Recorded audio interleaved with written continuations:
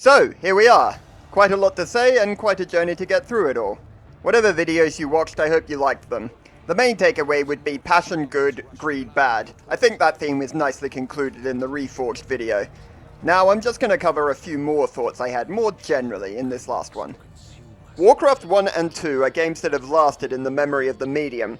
The first likely due to its status as the beginning of an icon, and the second probably because it's a very well made game in its own right, but they are both fairly bog standard RTS at their core. Warcraft 3's greater focus on micromanagement while keeping the broader economic structure remains relatively unique to this day. Now that's not to say that copycats didn't appear, loads of them. I had one once called Ancient Wars Sparta, but it was shit and pretty much all the others were too. I find speculating why it's different kind of interesting. During the development of the first two games, there was something the developers wanted people to say, along the lines of, "Oh, a real-time strategy game? You mean like blank." Blizzard and Westwood wanted blank to be one of their games, and eventually Blizzard would win that with StarCraft. Then it was done. The genre had its definition, and now it's the job of future games not to try and find that core, but specifically to aberrate from it. Not to define a genre, just to define themselves. And that's the environment that Warcraft 3 stepped into. Granted, that's a fairly grandiose picture when it honestly could have been as simple as fatigue with the old style. On another level, maybe this is just hindsight.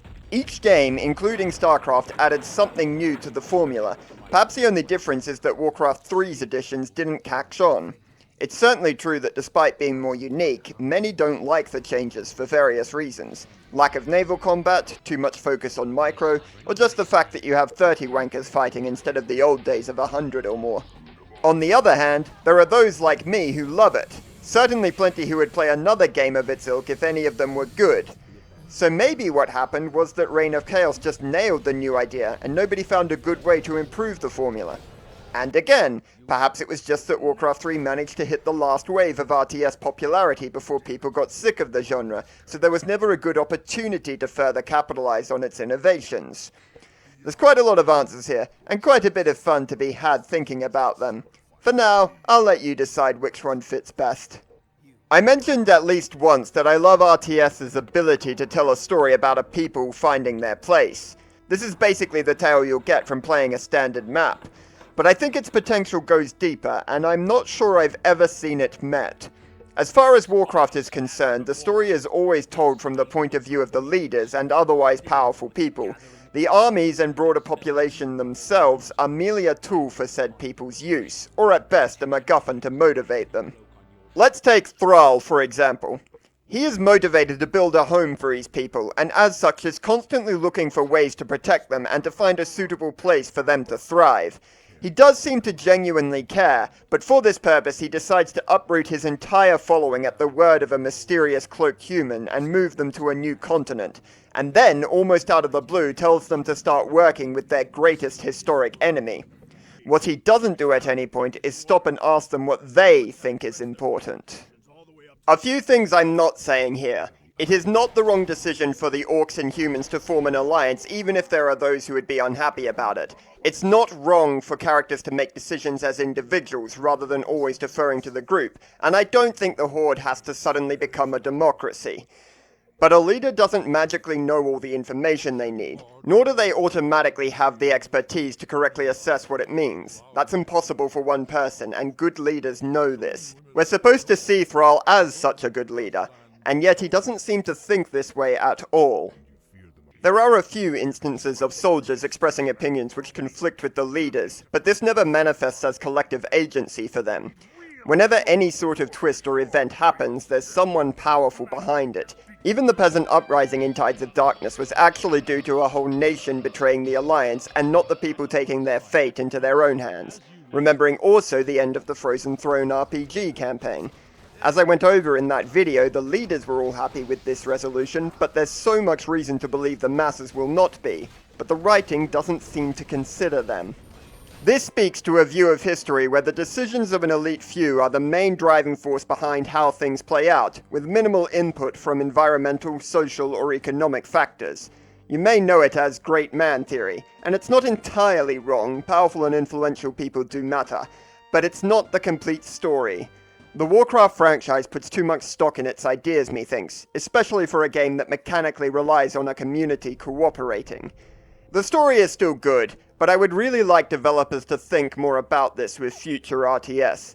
The factions that you can select don't have to just be a gameplay or lore device, they can be characters in and of themselves. Now, let's jump from the power of the people to the power of God. That is to say, me. Or more generally, the player, who might as well be a god in these worlds.